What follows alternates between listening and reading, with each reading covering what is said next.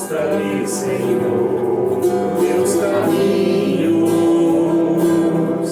e ensina-me em tuas sendas andar. Mostra-me, Senhor, teus caminhos e ensina-me em tuas sendas andar.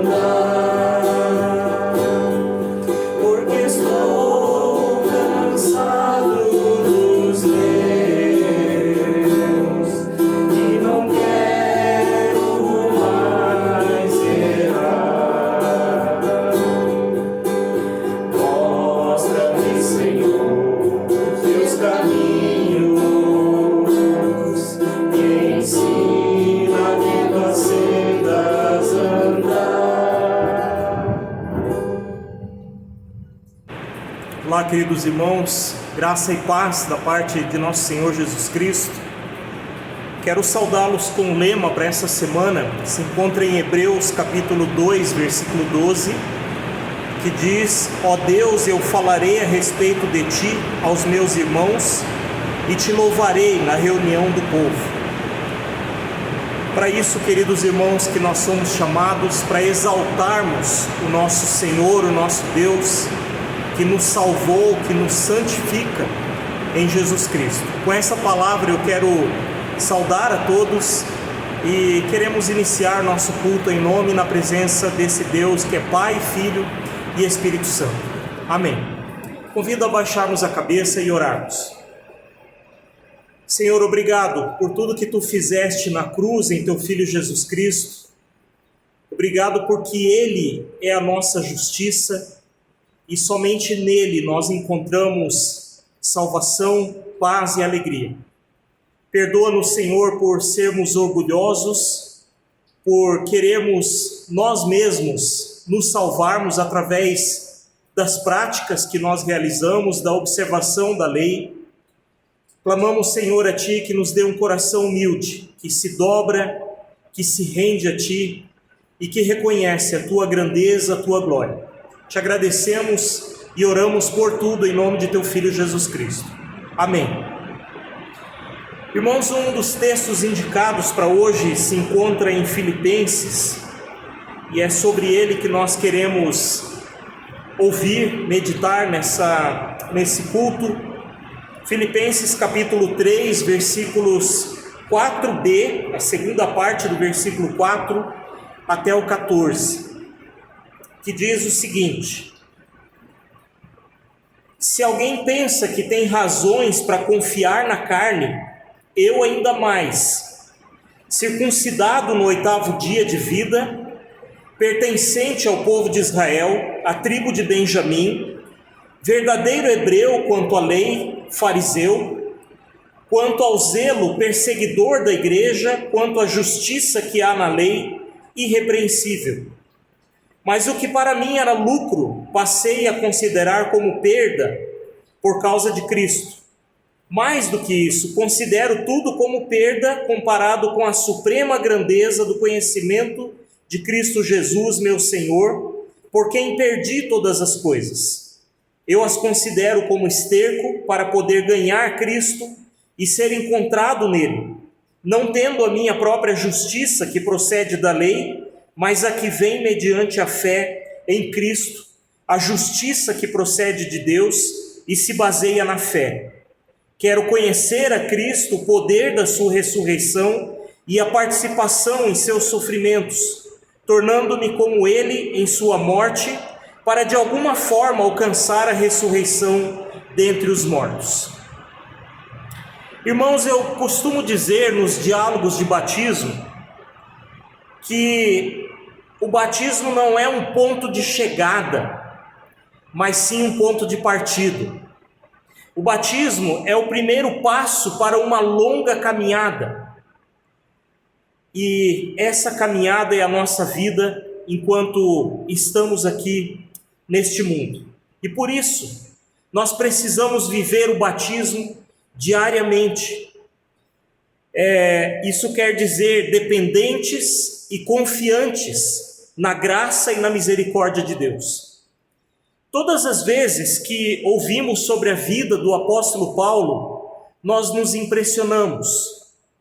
Do antes da fé em Cristo e do depois.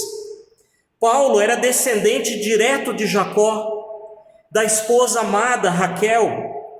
Era descendente de Benjamim, que foi o primeiro filho que nasceu na terra prometida. De Benjamim veio o primeiro rei de Israel, Saul, de onde deriva possivelmente o nome Saulo, primeiro nome do apóstolo. Ou seja, ele vinha de uma linhagem importante de judeus. Como se diz por aí, Paulo tinha pedigree. Paulo falava a língua dos seus ancestrais, outros idiomas, sabia ler e escrever, conhecia a ciência de sua época, conhecia a palavra de Deus a fundo, a palavra do Antigo Testamento. Foi também um ferrenho perseguidor da igreja de Jesus Cristo e extremamente zeloso com os mandamentos. Como um judeu, ele pertencia a um dos mais radicais movimentos, que eram os fariseus. Para os judeus, esse era um currículo excelente. Mas Paulo afirma que quando chegou a fé em Cristo, tudo isso perdeu o valor que tinha para ele. Para ele, todo o seu passado de orgulho, por ser quem ele era e por aquilo que ele praticava, passou a ser considerado como esterco. Isso quer dizer que todo orgulho próprio é algo que contamina, que nos torna impuros diante de Deus. Mas por que essa afirmação tão dura do apóstolo Paulo? Porque Paulo conheceu a Cristo. O conhecimento de Jesus Cristo e a sua obra mudou totalmente o rumo de sua vida e seus valores. Paulo percebeu que precisava se esvaziar e não se orgulhar de quem ele era. Paulo renunciou todo o seu passado, tudo aquilo que lhe dava orgulho. O que ele entendeu foi que quanto mais nobre for a linhagem de alguém, quanto mais elevadas forem suas realizações, maior será a sua tentação e autoconfiança. Paulo abre mão de tudo aquilo que podia lhe atrapalhar no relacionamento, no conhecimento de Cristo, seu Senhor. Ele abre mão das fontes de sua segurança, de sua confiança, para confiar somente em Jesus Cristo, na sua justiça, que é a verdadeira justiça de Deus. Ou seja, Paulo deixou de ser egocêntrico, de ter ele mesmo no centro de todas as coisas, e passou a ser cristocêntrico. Colocou Cristo no centro de toda a sua vida, de todas as suas atitudes e decisões. O apóstolo agora se alegra e se orgulha de ter ganhado a Cristo. O seu orgulho não é mais de quem ele era, da sua linhagem, do seu zelo pela lei, mas seu orgulho agora é Cristo. Ele percebeu que sua justiça própria não servia de nada para a sua salvação. Quando ele percebeu isso? Quando foi encontrado por Cristo, quando conheceu a Jesus Cristo e o poder da sua ressurreição. Paulo reconhece e entende que a salvação não se baseia nas suas realizações, na sua obediência da lei, mas a salvação vem única e exclusivamente da justiça de Deus, que é Cristo. Ele diz: sabemos que ninguém é justificado pela prática da lei, mas mediante a fé em Jesus Cristo. Assim, nós também cremos em Cristo, Jesus, para sermos justificados pela fé em Cristo, e não pela prática da lei, porque pela prática da lei ninguém será justificado. Gálatas 2, versículo 16. Cristo é nosso alvo. É para Ele e em direção a Ele que nós devemos caminhar enquanto estamos aqui. A partir do batismo, nós caminhamos então em direção a Cristo. Vivemos para e por Cristo. Depois que conheceu a Cristo, abandonou toda a sua autoconfiança, passou a confiar única e exclusivamente no Senhor. Pela fé em Cristo é que nós somos salvos. É o que ele diz lá em Romanos. Mas agora se manifestou uma justiça que provém de Deus, independente da lei, da qual testemunham a lei e os profetas, justiça de Deus mediante a fé em Jesus Cristo para todos os que creem. Não há distinção, porque todos pecaram e estão separados da glória de Deus, sendo justificados gratuitamente por sua graça, por meio da redenção que há em Cristo Jesus. Romanos 3, versículo 21 ao 24. Queridos, após conhecer a Cristo, o poder da sua ressurreição, Paulo desejava ardentemente conhecê-lo ainda mais.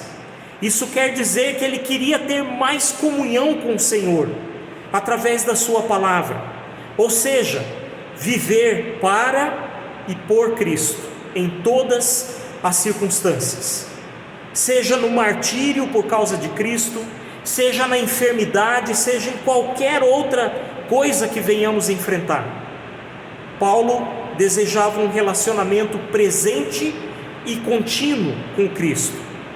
Com tudo isso, Paulo não estava falando mal da lei de Deus, das boas obras, mas sim da confiança, da prática nessas obras, como esperança para a salvação.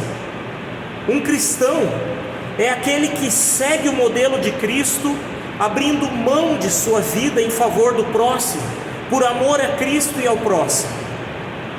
E somente a ressurreição de Cristo tem o poder de nos libertar e nos fazer experimentar a vida plena. Essa história de Paulo é realmente um milagre de Deus. Paulo tinha tudo para se orgulhar antes da fé em Cristo, mas o Espírito Santo lhe abriu os olhos para que ele percebesse que o seu orgulho era o seu maior pecado. O seu orgulho, na verdade, só demonstrava que ele se achava autossuficiente e justo diante dos seus próprios olhos. Na vida de um orgulhoso, não há espaço para Deus. Ele não precisa de Deus, ele não precisa de ninguém. Paulo entendeu isso quando afirmou em 1 Timóteo: a mim que anteriormente fui blasfemo, perseguidor e insolente, mas alcancei misericórdia, porque eu fiz por ignorância e na minha incredulidade. Contudo, a graça de Deus transbordou sobre mim, juntamente com a fé e o amor que estão em Cristo Jesus. Essa afirmação é fiel e digna de toda aceitação. Cristo Jesus veio ao mundo para salvar os pecadores, dos quais eu sou o pior. 1 Timóteo capítulo 1, versículo 13 ao 15. Paulo percebeu que Cristo veio, sofreu, foi humilhado, foi morto por causa dos seus pecados. Tudo que lhe era motivo de orgulho se tornou blasfêmia, arrogância diante do Salvador. Paulo entendeu que tudo que ele era e praticava, pensando agradar a Deus, na verdade era apenas obra da carne, obra que leva ao engrandecimento próprio e não ao engrandecimento de Deus, de Cristo. E o interessante disso tudo é que Paulo não era um pecador como nós muitas vezes imaginamos. Ele não era alguém injusto, um adúltero, não era um ladrão, um assassino. Não. Ele não tinha uma vida mundana, como costumamos dizer. Paulo era alguém justo, ético, coerente. Ele era um bom religioso.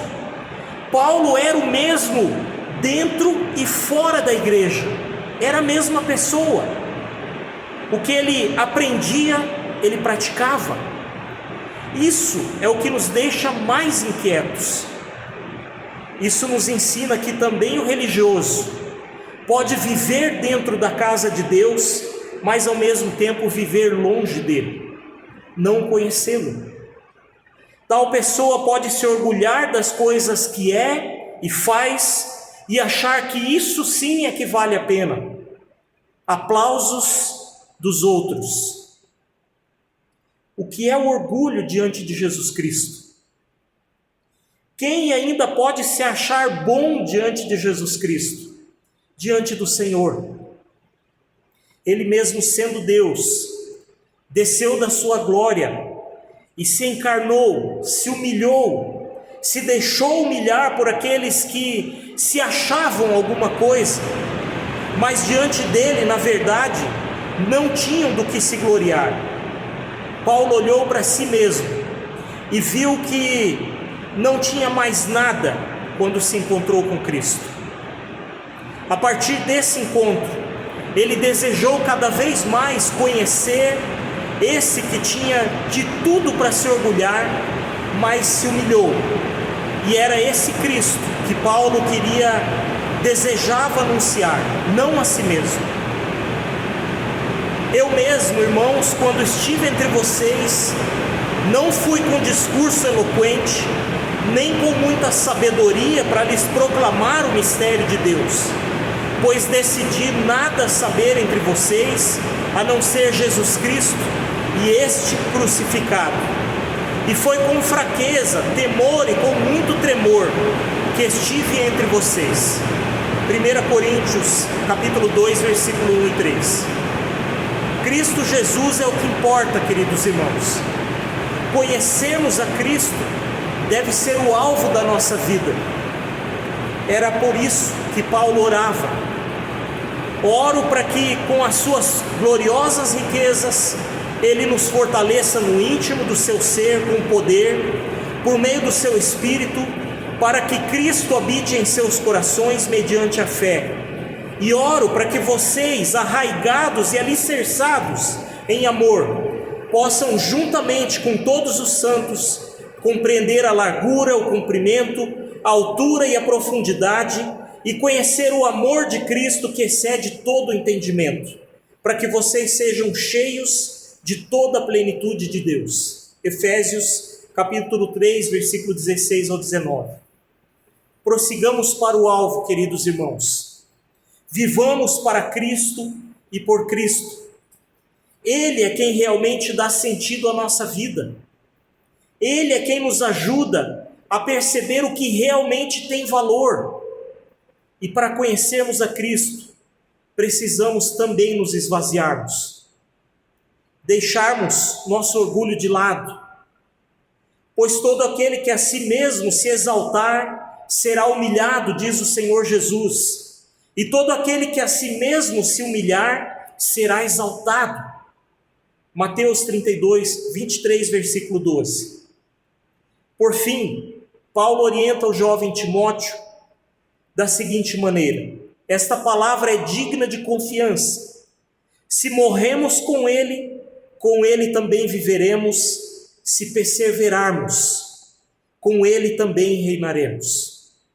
2 Timóteo capítulo 2, versículo 11 e 12. Se recebemos a graça de Deus em nosso batismo, vivamos e permaneçamos unidos a Cristo.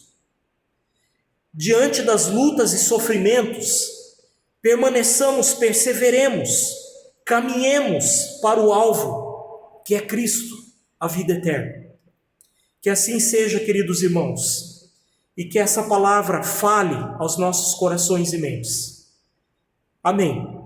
Eu convido a baixarmos a cabeça e orarmos.